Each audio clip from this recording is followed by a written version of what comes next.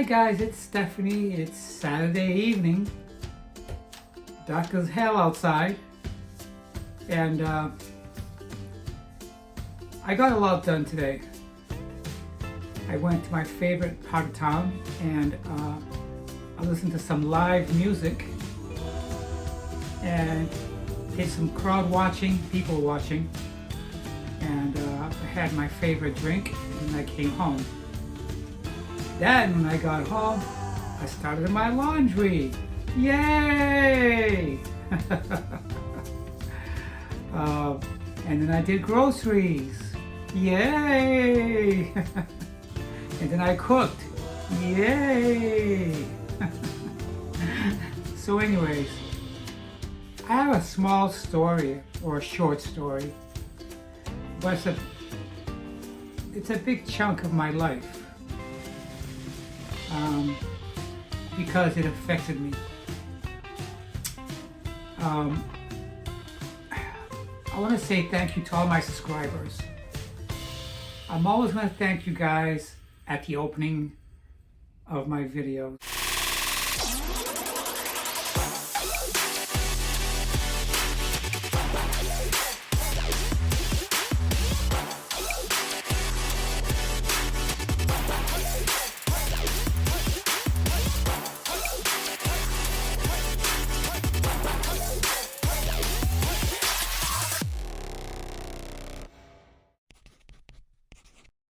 Okay, so here we go. After my second divorce, I was heartbroken nonetheless, obviously. But I also saw it as an opportunity to open up to my family, to be honest, and tell them what has been transpiring in my little head for a long time. Even through both marriages, even through my high school years and at my puberty as well. I'm going to try not to drag the story out beyond 20 minutes. I just want to give you guys a highlight into the thinking of my family concerning my transition. And it may or may not play a part in their reasoning why they don't visit me ever. You say, ever? I say never. And you can say, ever, never? I say never, ever, never, ever. I've been living in Florida for 20 years. They've never visited me in Florida, ever. Okay? So anyways, shortly after my divorce, I wrote a big letter to everybody in my family. It was my coming out letter. And then I began my transition immediately. I didn't want to wait. And when I moved to Florida, I lived alone for a while in an apartment, and I worked 2 jobs so I can afford my transition. Sometimes after the second year in Florida, I lived with a roommate, and her name was Miss Charlotte. She was about 89 years old. She had her own little place, and she was looking for a roommate, so I moved in with her and put all my stuff in storage. She gave me a chance to save money to proceed with my transition. And Miss Charlotte ended up dying after I moved out. After I moved out and got my own place again, she passed away. After that, after living alone, I began my surgical procedures.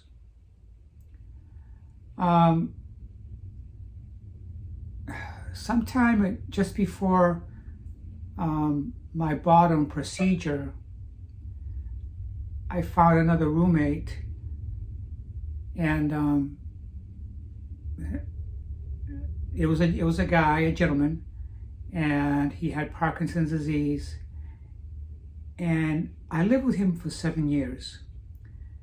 And then, from complications of pneumonia and Parkinson's, he developed a clogged artery in his lungs, and he died.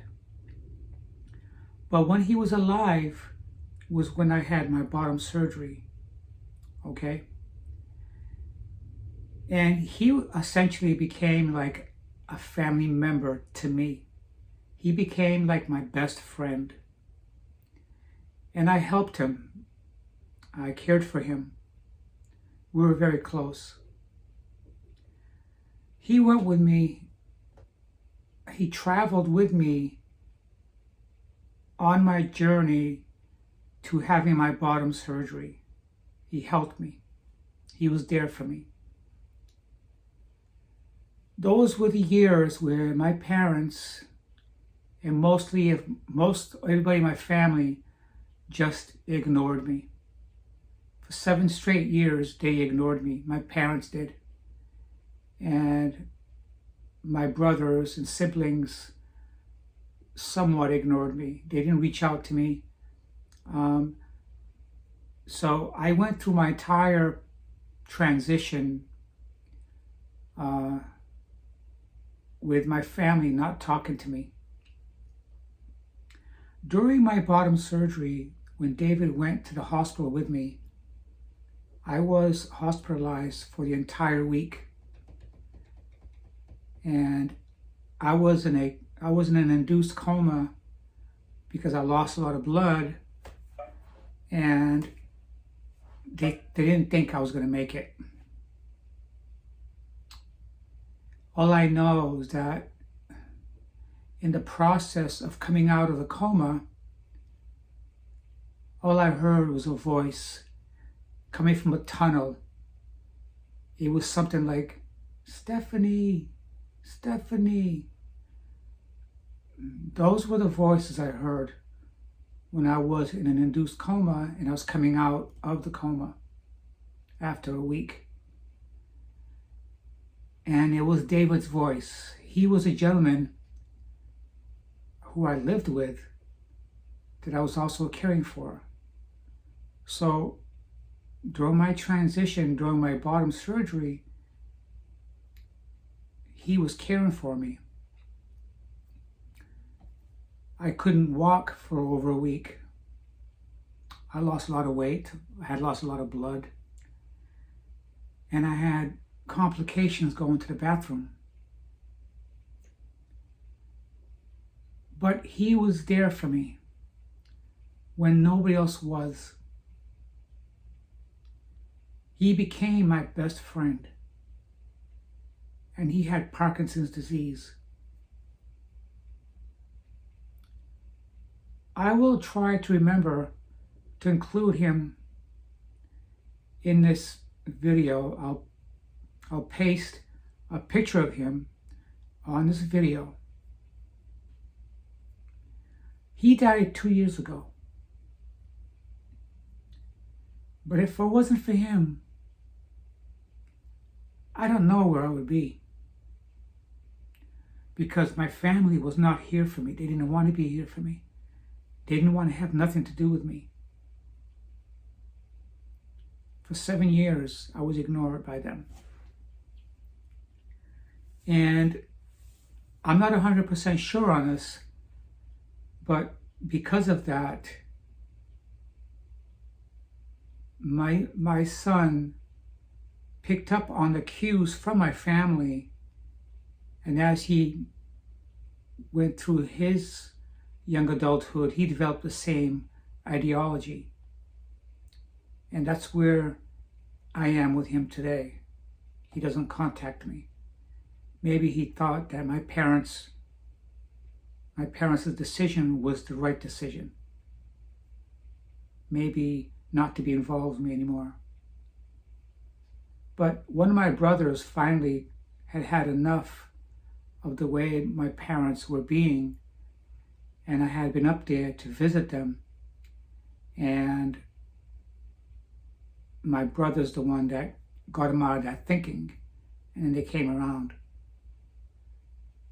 But that was short-lived because they felt like they were forced to accept me. And I ended up cutting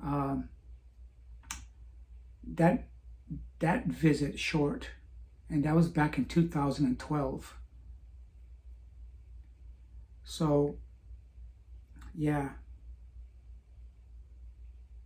So that's part of the reason I think they don't come to Florida to visit me. They don't put me on their priority list. I don't have a priority list. The only priorities I have in my life is make sure that I take care of my life, that I go to my job so I can have an income, so I can have food on my table and a roof over my head. Okay. I've been divorced now since 2005. My first divorce was 2001. And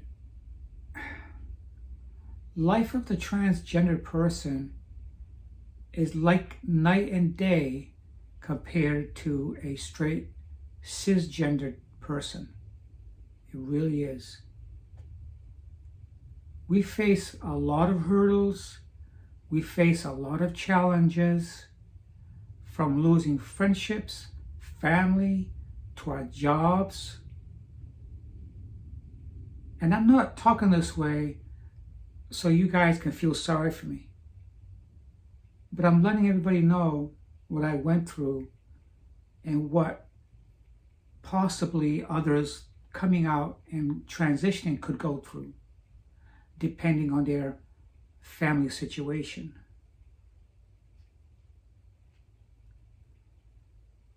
Families are not perfect to begin with. And it makes it harder for families to support you if you're going through the things that I've been through. But can you imagine that? Going through a major 9-hour surgery and not have one single family member call you up and ask you how you're doing. It makes me wonder. I come to my family's side at a drop of a hat. Drop of a hat.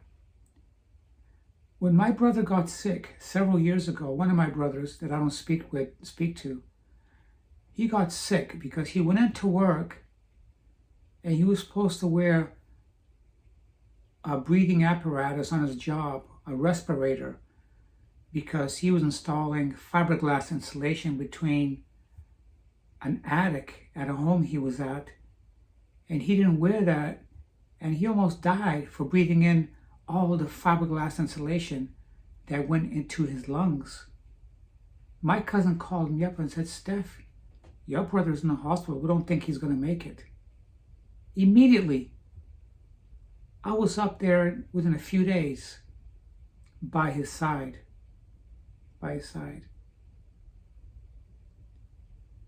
But none of them ever called me when I was laying in that hospital for 5 days under an induced coma, wrapped up by 3 incredibly thick blankets. And I had gauzes inside of me with tubes coming out, draining the fluid and the blood. And then I came home, I couldn't eat. I couldn't walk. Every time I stood up, I thought I was going to pass out because I was so weak. And now I see what my parents are going through, and I'm more than willing to help them, but I can only go so far. I can only do so much. And I got to keep reminding myself that they have more than adequate help in Massachusetts. My entire family's there. My entire family's in Massachusetts.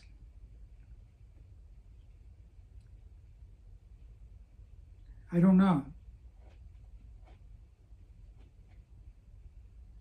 Sometimes I think I'm just a horrible empath. And people tell me something that's going on that's affecting them or harming them in their life, and I'm ready to jump the boat and go help them out. And I don't even think of the repercussions.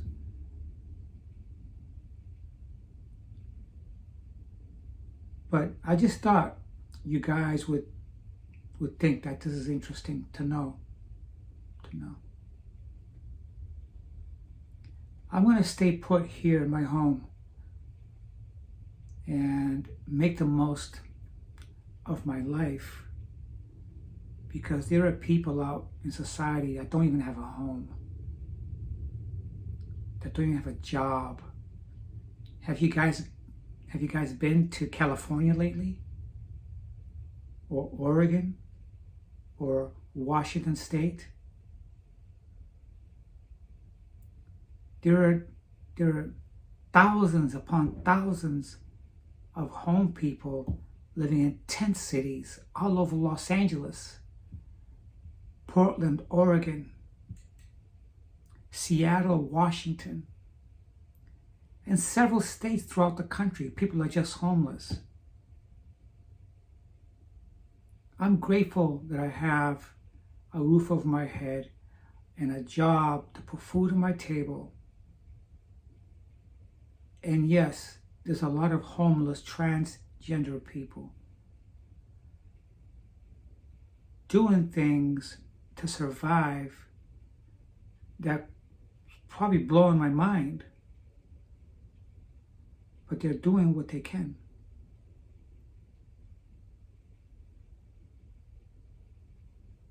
It's nice if you're going to go through your transition and you have the support of your family. It's incredibly nice. If that's you and that's happening, man, more power to you. Take it all the way. Take it all the way and be grateful, because I didn't have that kind of support coming out from nobody. Nobody. Okay? So just thought I'd put that out there for you guys so you can know a little bit how I came out to be. Okay? I haven't always been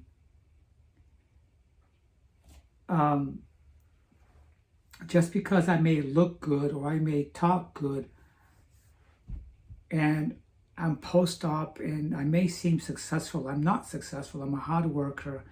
I'm not getting nothing for free. I'm just living my life, okay? It hasn't always been easy for me. If you're out there and you're struggling, just know that I've been there and I know what you're going through. All right? So you guys hang in there. If you happen to be someone who's looking for someone to speak with or ask any questions about something that you might be experiencing, just comment on my video and I will get back to you on it. I hope you guys have a wonderful, wonderful, wonderful weekend. And I hope I talk to you guys soon. Bye.